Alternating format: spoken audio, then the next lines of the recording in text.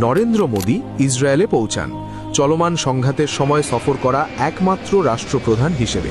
প্রায় একই সময়ে পাকিস্তানও আফগানিস্তানের ভেতরে হামলা চালায়। দেখতে আলাদা দুই ঘটনা, কিন্তু সূত্রগুলো ভারত ও ইসরায়েলের মাধ্যমে একসাথে জুড়ে যায়। নেতানিয়াহু ও মোসাদ হয়তো গোপনে ভারতের কাছে দুটি গুরুত্বপূর্ণ সহায়তা চেয়েছিল। প্রথমত, কৌশলগত বন্দর প্রবেশাধিকার ও রিয়েল টাইম গোয়েন্দা সহায়তা। ইরানে ভারত পরিচালিত চাবাহার বন্দর এবং ওমানে দুখমুম বন্দরের মাধ্যমে, যা ইসরায়েলকে অঞ্চলে পরোক্ষ লজিস্টিক্যাল পৌঁছ দিত। দ্বিতীয়ত, তালেবানের সঙ্গে ভারতের নীরব কিন্তু ক্রমবর্ধমান কূটনৈতিক যোগাযোগকে কাজে লাগানো। এখানেই মূল চাল। ভারতকে বলা হয়েছিল তালেবানকে চাপ দিতে, যেন তারা পাকিস্তানের পশ্চিম সীমান্তে উত্তেজনা বাড়ায়। কূটনৈতিকভাবে ভারতের সঙ্গে সমন্বিত তালেবান সেই আহ্বানে সাড়া দেয়।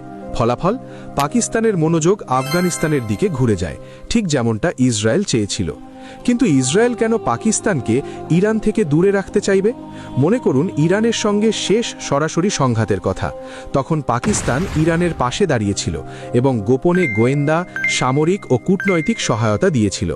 এবার ইসরায়েল নিশ্চিত করতে চেয়েছে ইতিহাস যেন পুনরাবৃত্তি না হয়।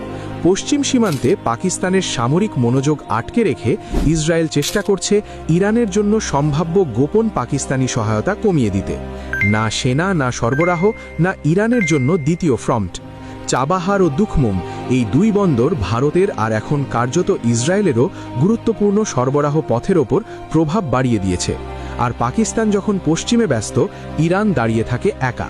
শুধুমাত্র ২৪ ঘন্টার কৌশলী ঘটনা প্রবাহ, মোদির সফর, তালেবান চাপ, হঠাৎ পাকিস্তান আফগান সংঘর্ষ যুদ্ধক্ষেত্রের চিত্রই বদলে দিয়েছে।